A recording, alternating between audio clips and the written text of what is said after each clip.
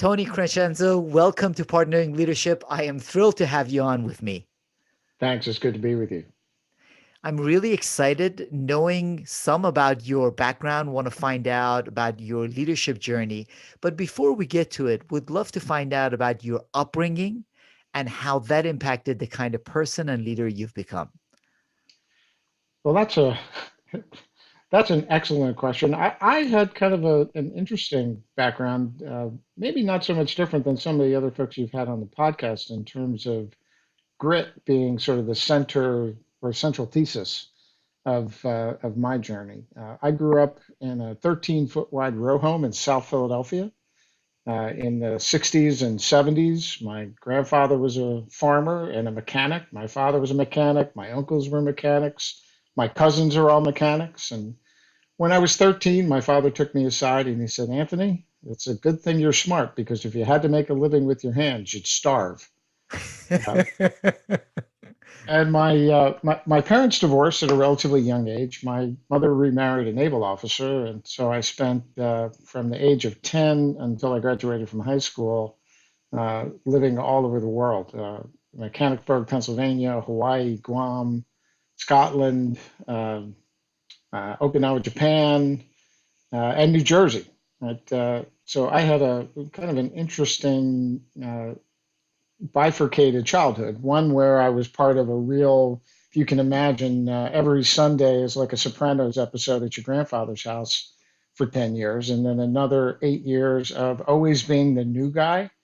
I went to five high schools, so every time we moved, I was always the new kid, which is always a challenge, right? You have to learn how to get along, affiliate, become part of a new crowd, or sit home alone a lot. So for me, that was a great experience. I don't know if it felt so great when I went through it, but that sort of trial by fire and really having to learn how to adapt to new environments has served me well through the rest of my career. Yeah, it's interesting. You mentioned having had to change high schools so often and your peer groups, in addition to a certain level of resilience that seems to have given you. How else did that shape your worldview, Tony? Well, when you think about it, especially in middle school and high school, these are challenging years for young men and and young ladies. Those are when the social cliques get formed, and you can be. For me, it was a bit of a challenge. I had skipped a grade, so I was always a year younger than everyone in my grade, which meant I was also shorter and not as fully developed as some of my peers, which can present a number of different challenges, not the least of which is everybody wants to pick on the new guy until they find out whether he's pickable or not. So you've got the challenge of both asserting yourself as someone who shouldn't be someone you pick on, but also someone there's sort of a negative connotation to that, which is don't mess with me. But as you grow, you learn that that's not really the primary way to get inculcated into a new social group, culture, social fabric. The best way to do that is to become part of the group, right? Is to bring something different. And typically, we think of people as being suspicious of the other, someone who's not from where I live, doesn't look like me, doesn't have the same background. But there's also a certain allure to that. So if you can learn to sort of affiliate, find ways where you have things in common enough that people, want to get to know you more, then the things that are uncommon tend to be interesting instead of threatening. And I learned at an early age that the best way to be able to do that was to be able to tell interesting stories about your background, where you used to live, places you've been, and it also prevents you from coming home bruised up most of the time. Most of the time, not all of the time. That's great to hear. But in addition, I know you spent a lot of time traveling and working internationally, whether in Asia and Europe. And I imagine the skill set that you got in changing schools and adjusting to different environments in middle school and high school must have also come in handy as you had to travel the globe. Well, I think that really did help in a lot of ways. I think the sort of basic thesis is people are people the world over, but every culture is different. Every work environment is different. If you look at the United States, I think it's 42 of the 50 states are what we call work at will or right to work, which really means right to get fired without a whole bunch of notice. But if you do business in France or Germany or England, it's almost impossible to fire people. They have, there are labor unions, and in Asia, it's an entirely different approach to how those kinds of employment situations work. And so, what you have to really learn is how to adjust to the situational circumstances of not just the country that you're in, but the company that you're in. I've worked for international companies that have affiliates across 28 or 29 different countries. And every country has a different approach to what they do, right? Business is business and software is software. But the sole asset of most organizations on this planet walks on 2 feet. It's the people. And so if you're going to seek to get the best out of people, you really have to learn how not just how to affiliate with them, but how to inspire them. And as someone who's had some time to reflect now that I'm older on really what is the central role of a leader in any organization. The funny thing is there's no school for CEOs, right? Unless you're in the Fortune 50 and you get to ride the tails of the person that you're going to succeed, you really can't go anywhere and get a syllabus or a course of study on all of the things necessary to be a CEO. But as a student of leadership, what I've sort of surmised is that the role of a leader in any situation, nonprofit, business, military, civic, political, is to envision a future that does not yet exist and get everybody else so excited about that future that they make that future real. And not just real, but they make it their own because nobody wants to implement my plan. They want to implement their plan or our plan. And so if you can take that approach, it doesn't really matter whether you're in France, Germany, Spain, China, Hong Kong, Italy. Inspiring people is a function of humanity and being able to connect with people at a personal level and get them to see the world through your eyes, right? That is the essence of leadership is empathy. Everything else is just manipulation. And not that manipulation is a bad thing, because if you're using your powers of manipulation for good, that's a good thing. But everything starts with being able not only to see the world through the eyes of others, but to let them see the world through your eyes as well. Wow, what a beautiful encapsulation of what leadership is about. Everything from the vision and helping people visualize something that they hadn't seen before to inspiring them and engaging them to make that a reality. I love the way you put it, Tony. Now, back earlier, obviously, after college, you also decided to join the Marines. And I imagine that had an impact on your view of leadership. Well, yeah, I would tell you that the first rule is don't join the Marine Corps despite your parents. That's probably a really bad idea. So my stepfather was in the Navy, and I thought, well, I'll do the really hard thing. Um, but yeah, I had a very interesting and notorious Marine Corps career, which has followed me even to this day. In fact, I sort of gave up on the Marines for probably 10 or 15 years after I got out, and by happenstance happened to run into a couple of former Marines who needed help, and that whole notion of semper fidelis, always faithful, and loyalty. While I may not have had the best thoughts for the institution, that doesn't mean that I always felt that way or I still do now, but I certainly always had an affinity for other Marines.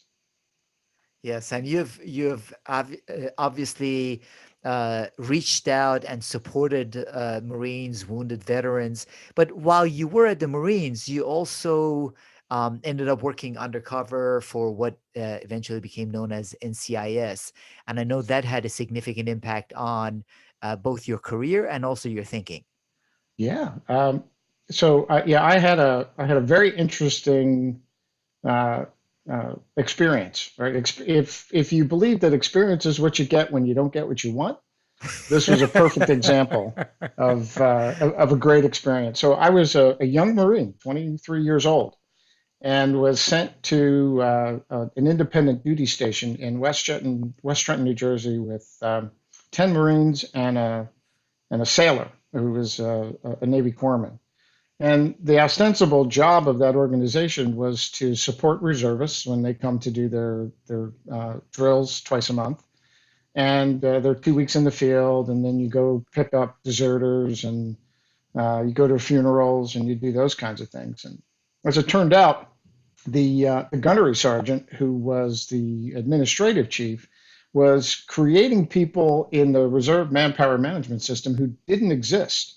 And because he knew that the audits were occurring every 90 days, he would drop the fictitious people, and he'd make up these ID cards because he had access to the safe to do it, and take them to the one bank, the local bank, and cash all of these checks. And so the Marine Corps was trying to figure out, where's all this money bleeding from? We don't have an audit trail that sort of shows this. And about halfway through eventually building a case to have that person be court-martialed, came to discover that almost the entire rest of that staff, with the exception of the captain, who clearly wasn't aware of what was happening, and one or two other Marines.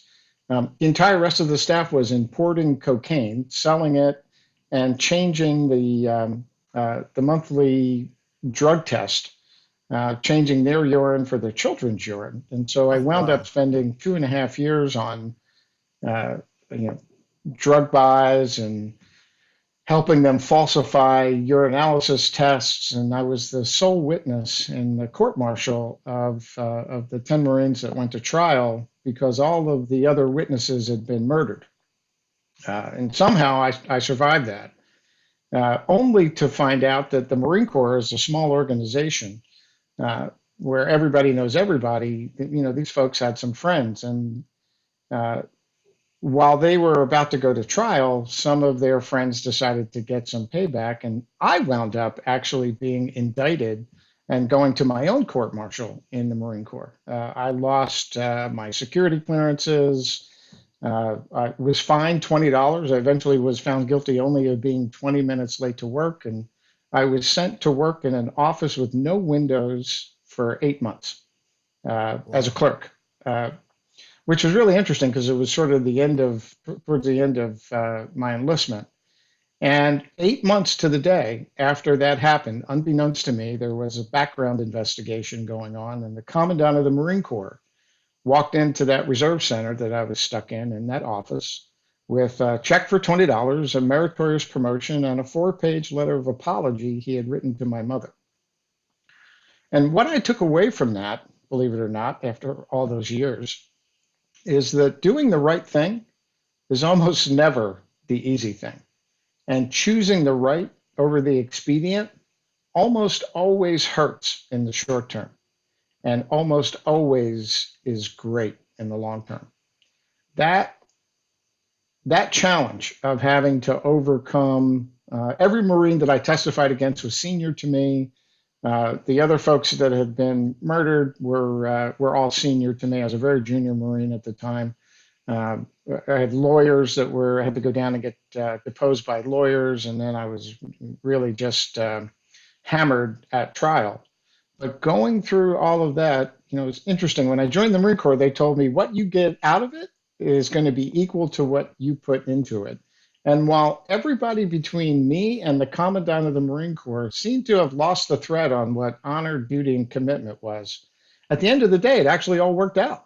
Uh, it became sort of a cautionary tale inside the Marine Corps.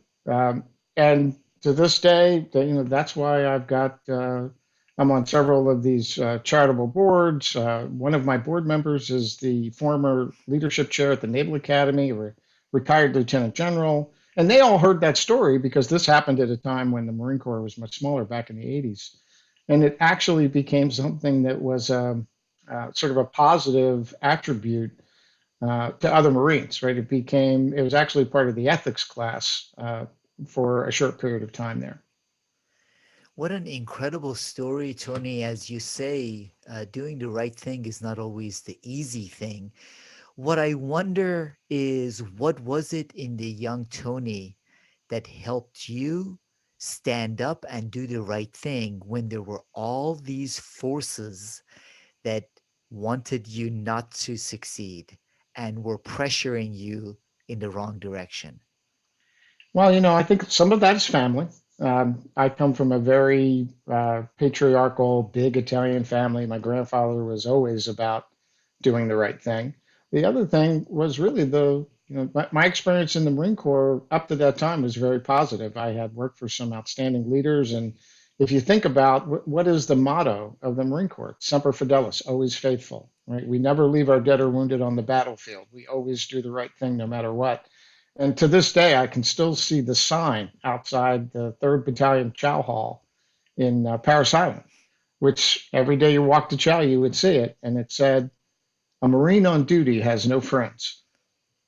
And either you're going to be committed or you're not going to be committed. You're either going to act with honor or you're not going to act with honor. You're either going to, adhere to the standards or you're not going to adhere to the standards. And if you're going to ask others to hold the standard, you have to be willing to hold it yourself, which is where I come back to doing the right thing is just in itself the right thing.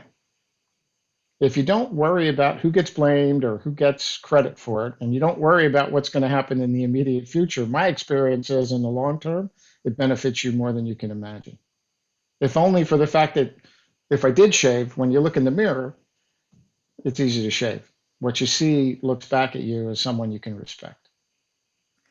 And it takes a lot of courage to do that, Tony. And as we've seen, whether it's with the Volkswagens of the world, Wells Fargos of the world, Boeings of the world, there are Yeah. times where leaders at all levels of the organization need the kind of courage that you had to do what is right. And as you said, doing what's right is not always what's easy. I teach a class at the last two companies that I've ran, a leadership class. It's in 4 parts.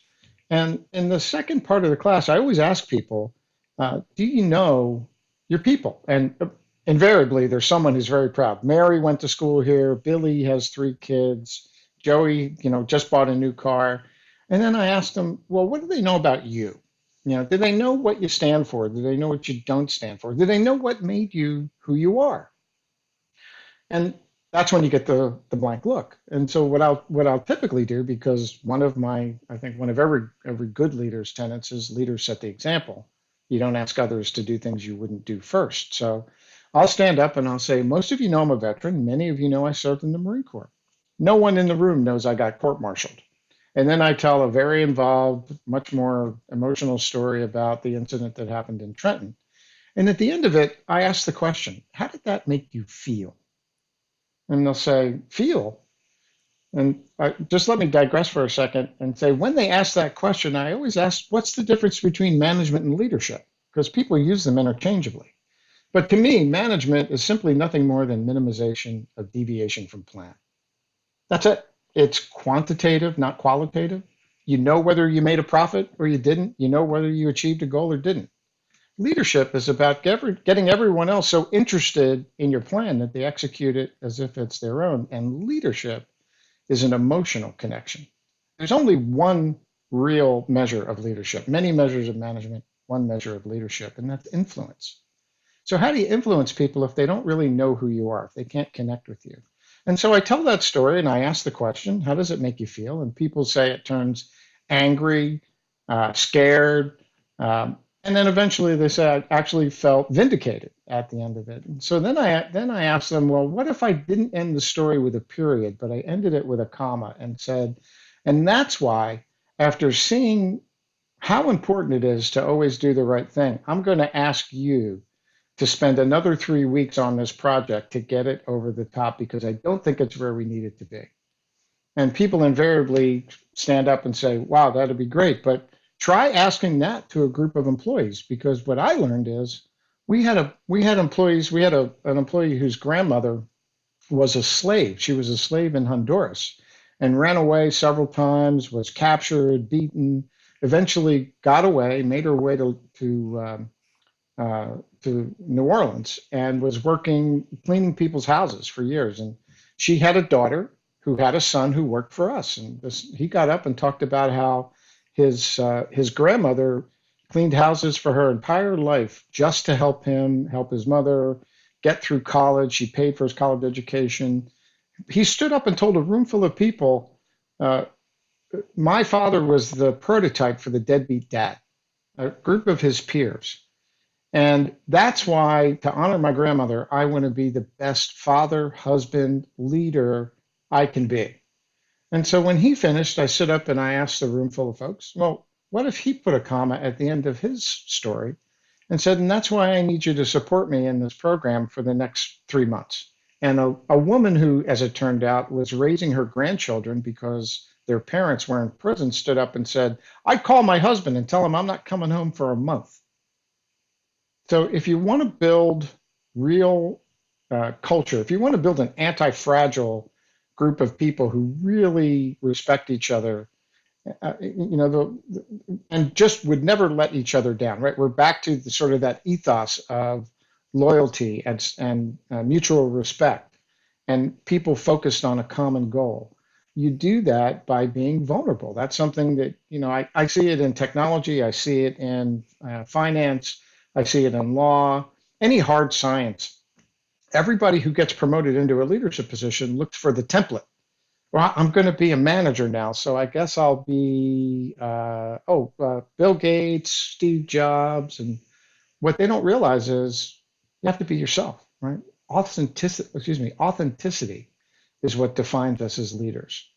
If you try to be something you're not, you'll attract certain people to your organization, whatever it is, but they won't be attracted to you. They'll be attracted to this notion of you. And eventually they're going to find out that behind the mask is someone completely different.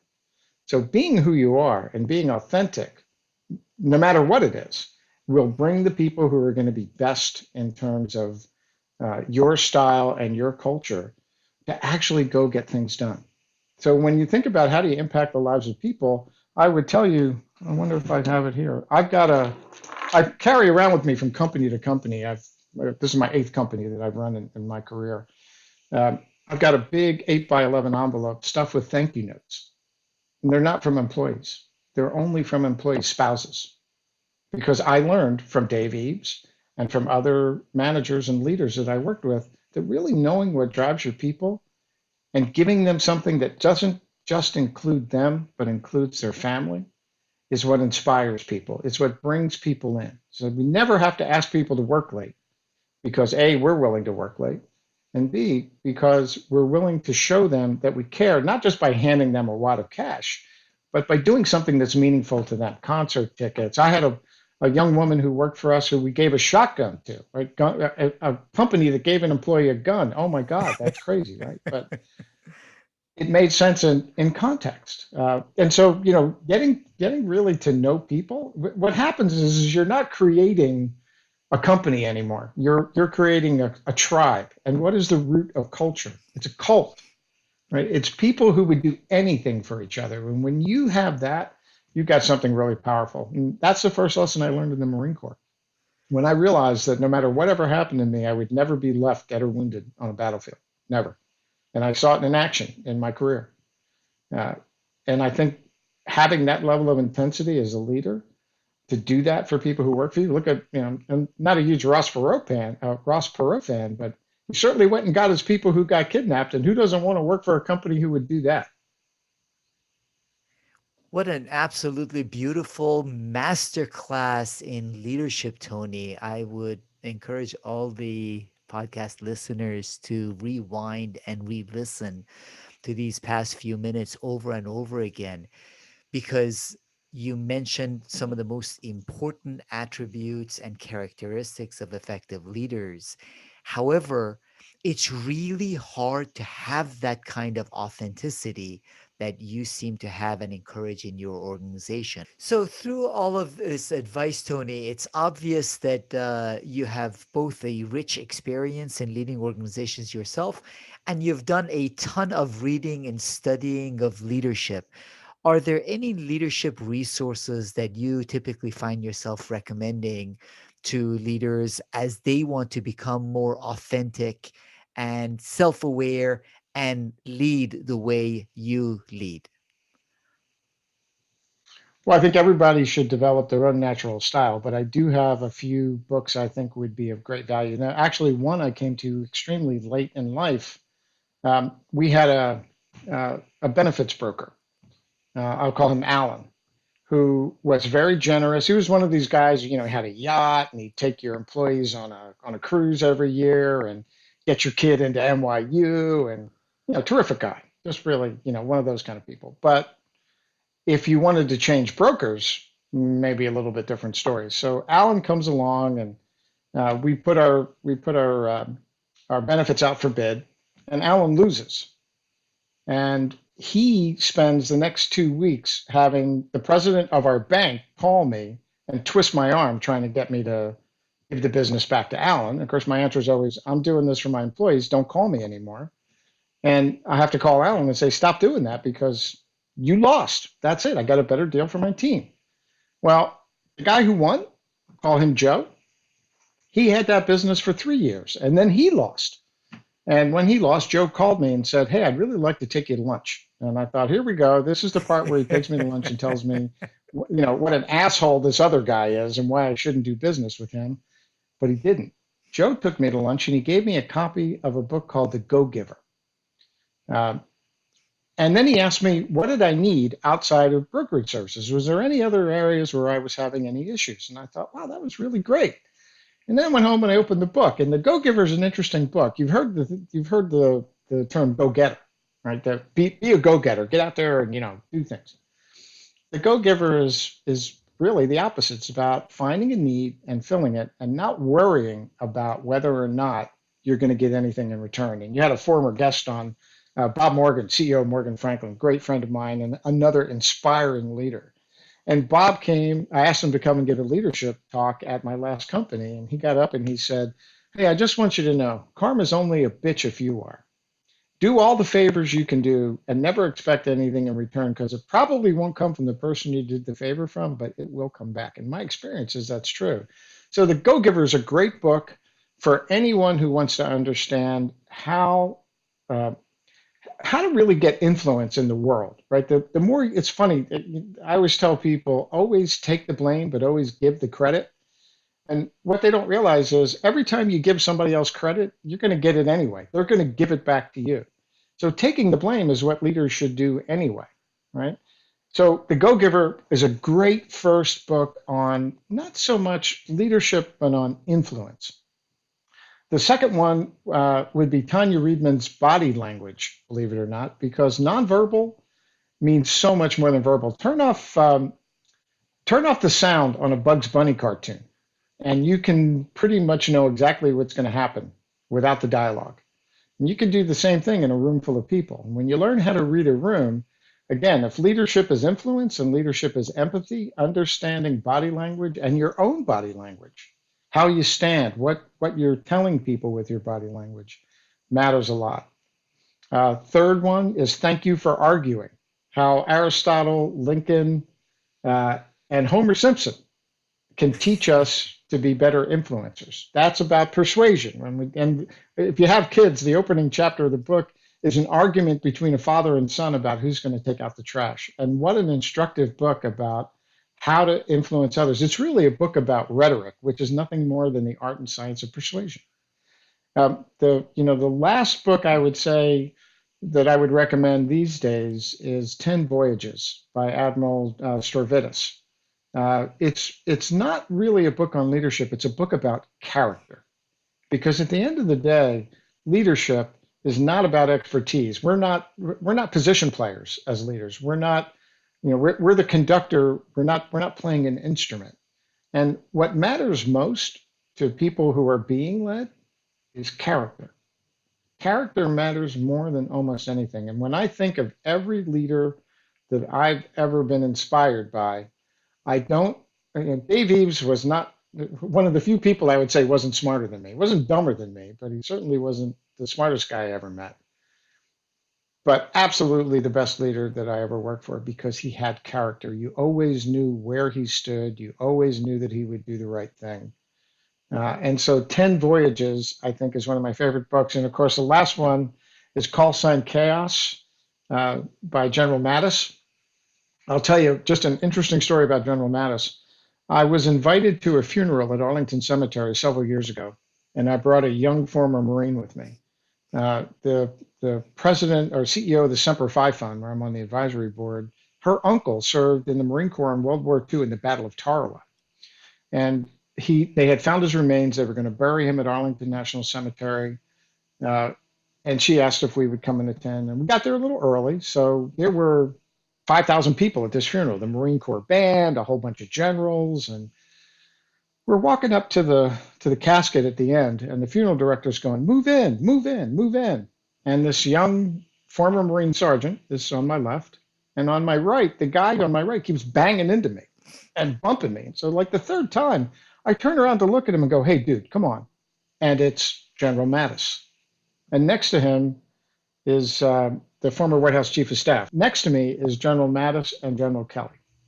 Well, I'm also friends with the retired Sergeant Major of the Marine Corps, who's more famous than any of the generals. And he comes over and he taps me on the shoulder, and he was also General Mattis's Sergeant Major. And I turn around to say hello, and Mattis picks him up off the ground and hugs him, and then they start screaming some kind of weird song to each other. Sergeant Major looked over and says, hey, General, I'd like you to meet Tony Crescenzo. He's a Marine. We're at that point, we were working on trying to get veterans preference for government contracts. And so General Mattis shakes my hand and says, oh, I've heard your name. I'm looking forward to speaking more with you on that. And I turned around and I said, sir, may I introduce Sergeant Micah Price? He served under you in Iraq. And Micah had a goatee. And Mattis grabbed him by the chin whiskers and shoved his head back and forth and looked at him and said, hey, Marine, what's that shit on your face? And the young guy looks at him and says, well, I don't know, General, your hair looks a little long for a 4-star. And Mattis says, well, when your nickname is Chaos, you got to tone it down a little bit. Well, 5 years later, I'm at the Officers Club in Quantico after General Mattis's book comes out with a couple of friends. And he's walking around the Officers Club signing things for people, shaking hands, doing all the things before the dinner starts. And one of my friends goes over and he's taking a picture with him. And, I'm personal friends with a lot of former military, not former, but retired generals, a commandant of the Marine Corps, General Conway, I would call a friend, General Sattler, people that I really respect. And I don't know General Mattis, and I'm not in his league. So I'm not going over there to get a picture. What's that matter? And my friend says, well, come on over. You really, come. So I walk over and my friend says to him, I don't know if you remember, but you signed my book, 3 weeks ago in a bookstore. And General Mattis says, oh, of course I remember. So I look at him and I say, well, I'm pretty sure you don't remember me. And he shakes my hand and he says, Tony, good to see you again. Did that guy ever shave that shit off of his face? 5 years later. That is a gifted leader. He gave it every time he opens his mouth. It's just amazing to me. And his book is filled with important, very important leadership tips on not just how to, it's interesting. In the military, you're not trying to get people to meet a deadline. You're actually getting people to sacrifice their life. So military leaders tend to know and run at a different level in terms of how you really influence people. But it all starts with that esprit de corps, that tribalism, which leads me to the last book, which is Tribal Leadership. I wish I could remember the author, but an amazing book on how leaders don't build groups or companies, they build tribes. And it's inspiring in the way that it shows how leaders interact. I think of W.L. Gore, the Gore-Tex folks. Every time they get a facility that goes over 165 people, they build a new one. And it's because as humans, we can't remember the names of more than 165 people at once, the names or faces of people. And that's what matters. It's being able to connect individually with all of the people you lead. So imagine you're running 1,000-person organization. Well, I can't know all 1,000, but I can know the 164 just below me. And they will help me when I have to go see the rest of the folks. But knowing those names, knowing their stories, and actually caring about them, making that emotional connection is what makes great leaders, at least in my experience. It is such brilliant advice, both based on your own journey of courage and standing up for what's right, Tony, and then experiences all throughout, including some incredible books on leadership as people get a chance to reflect on the kind of leader they want to become, learning both from your experiences and the great books that you shared. I really appreciate you sharing your time, your insights, leadership wisdom, and these books with the partnering leadership community, Tony. Thanks, Mahan. It was a pleasure to be with you. Thank you.